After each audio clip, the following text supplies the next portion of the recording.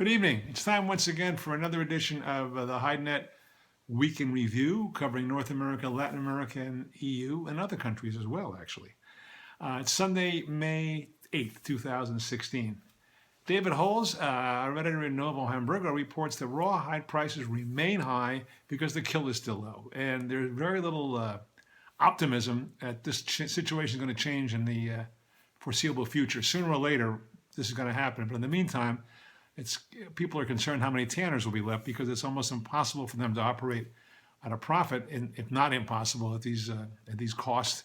And what their customers, tanners in Europe and the Far East, will pay for TR1, which needs to get $1.30 CNF, and needs to get $1.35, $40 CNF.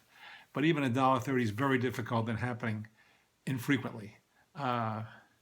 In Argentina, prices were steady. In Uruguay, the kill was up, but there's price pressure in Paraguay, especially on the lower grades. In Europe, Andrea Guola reports this week that the EU slaughter is down.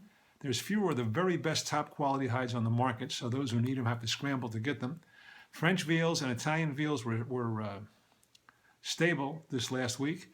North German ox were steady, but French and Benelux prices eased a little bit.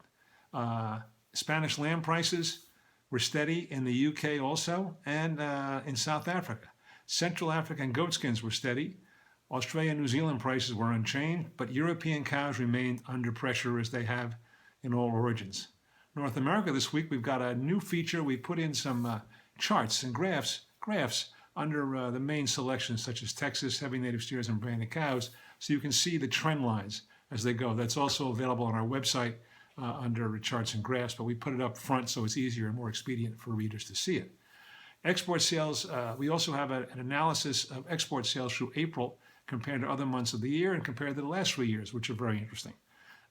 Combined blue exports this past week for the reporting period was down 6%. Combined outstanding was down 2%. Combined export shipments were down 13%.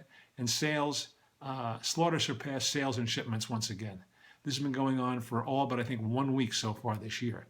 And still, to the surprise of many, steers remain basically steady for the last 3 weeks, and we examined that in this week's report as well. In industry news, there's quarterly reports on national beef processors, Adidas, Wolverine, and Timberland.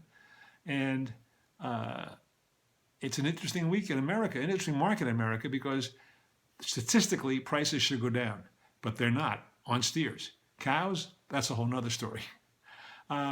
We invite you to visit our HideNet.com website and take a look at, or take samples, which are free, of This Week in Leather and international reports, which also may be of interest. Thank you very much for watching. We'll see you again next week. Bye.